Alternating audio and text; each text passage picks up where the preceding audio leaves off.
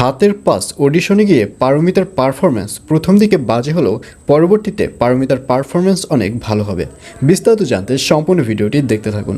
আসসালামু আলাইকুম প্রিয় দর্শক, সবার কি অবস্থা? হাজির হয়ে গেলাম দীপ্ত টিভির নিবেদিত দেনা পাওনা নাটকের 127তম পর্বে কী সব ঘটতে চলছে তার অগ্রিম খবর নিয়ে।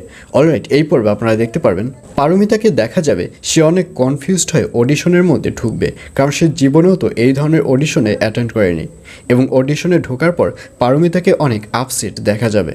তখন ওখানের যে লোকেরা রয়েছে তারা পারমিতাকে জিজ্ঞাসা করবে যে আপনার প্রোডাক্ট এবং বিজনেস সম্পর্কে বলেন। আর এই কথা শুনে পারমিতাকে দেখা যাবে সে অনেক কনফিউজ থাকবে। সে বলবে আসলে আমার নাম হচ্ছে পারমিতা সিদ্দিকী এবং আমার একটা ছোট বিজনেস রয়েছে আর আমার বিজনেসের নাম হচ্ছে এই বলে যখন তোতলাতে থাকবে ঠিক তখনই অডিশনের যে ভিজিটররা রয়েছে তারা পারমিতাকে অপমান করবে। তারা বলবে কী সব স্টুপিটের মতো কথা বলছেন, আপনার বিজনেস এবং প্রোডাক্টের নাম বলেন, আর সেটা যদি বলতে নাই পারেন তাহলে চলে যান, এখানে বসে তোতলানোর তো কোনো মানে হয় না।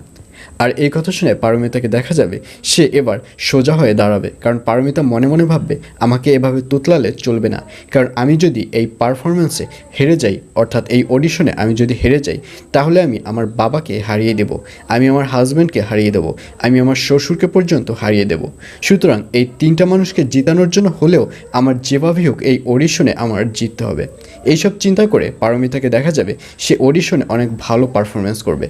আর অন্যদিকে অবশেষে ইরফান এবং রিয়ার বাবাকে দেখা যাবে তারা থানা থেকে বাড়িতে ফিরবে এবং বাড়িতে এসে যখন কলিং বেলে ক্লিক করবে তখন ইরফানের মাকে দরজা খুলতে দেখা যাবে এবং দরজা খুলে বলবে কি ব্যাপার, তোমরা দুজন কেন? ওসমান কোথায়?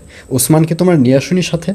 আর এই কথা শুনে ইরফানকে কোনো কথা বলতে দেখা যাবে না এবং পরবর্তী রিয়ার বাবাকেও ওখানে আসতে দেখা যাবে।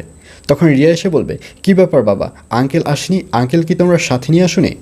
আর এই কথা শুনে তারা দুজনই অনেক চুপ হয়ে থাকবে এবং এক পর্যায়ে তারা যখন বাসার মধ্যে ঢুকবে তখন সব কিছু তাদেরকে খুলে বলবে যে ওসমান সাহেবকে ছাড়ানোটা এতটাও সহজ নয়, কারণ ওসমান সাহেবকে যারা মামলা দিয়েছে তারাও অনেক কঠিন কোয়ালিটির লোক।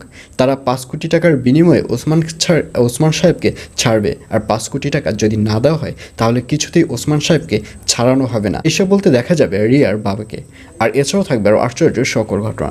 সুতরাং সবাইকে দেনা পাওনা নাটকের আগামী পর্ব দেখার আমন্ত্রণ রইল।